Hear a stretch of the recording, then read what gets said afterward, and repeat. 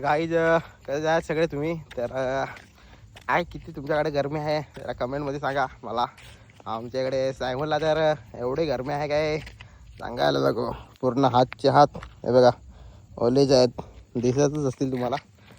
एवढी गरमी ना घरी अख्खं एकदम असं वाटतं की एकदम इंगोळ पडत आहेत.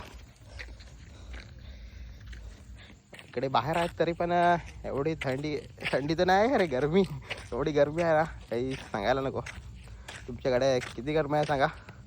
आणि जास्त म्हणजे दिवसा घरातून बाहेर नका निघू कारण की कुठे कुठे तर एवढी गरमी आहे त्यामुळे माणसं मरत आहेत.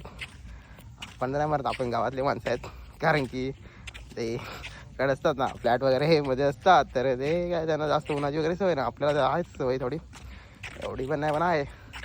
आपण काय एवढं नाही पण तरी पण काळजी घ्या. आज मी रोडवर बसून आहे.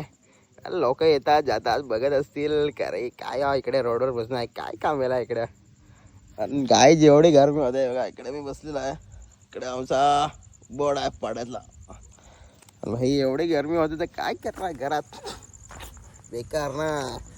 तुम्ही पण गाई ज्या कवले असतील तर कवलेच ठेवा. ते पत्रे बसवायच्या नादात पूर्ण वाट लागलेलं आहे. म्हणजे ते कसं आमचे पण कवलंच होते पण ते आता पत्रे बसवलेत ना ते पत्रे अजून गरम होतात बेकार. गाई जर तुमच्याकडे पण कवलं असतील ना तर ती कवलंच ठेवा. ते पत्रे वगैरे पत्र्याच्या मागे नका लागो. थोडं गळतं कवलं वगैरे म्हणजे व्यवस्थित नसले तर. पण पत्रे बसवल्यावर एवढं गरम होतं ना भाई काय सांगून फायदा नाही. तर तुम्ही पण पत्रे वगैरे असतील तेच ठेवा. ते कवलं आहेत पत्रे अरे पत्रे नका ठेवू कवलं असतील तेच ठेवा कारण की बेकार गरम होत आहे. आता काढून चुकी केली असं वाटतंय मला. आता काही ए सी नाही तर कूलर आणावं लागेल. काय बाकीचा पर्याय नाही मिळत, एवढा बेकार गरम होत आहे काय सांगू.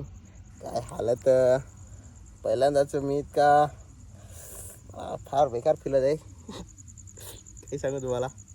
काय खूपच गरम होतं सांगू नाही शकत तुम्हाला मी. आणि माझी अशी जरा तब्येत वगैरे आहे ना त्यामुळे जास्तच गरम होतं. आणि हा ब्लॉग इथे थांबवतो. आणि किती गरमी आहे तुम्ही कमेंटमध्ये सांगा जरा.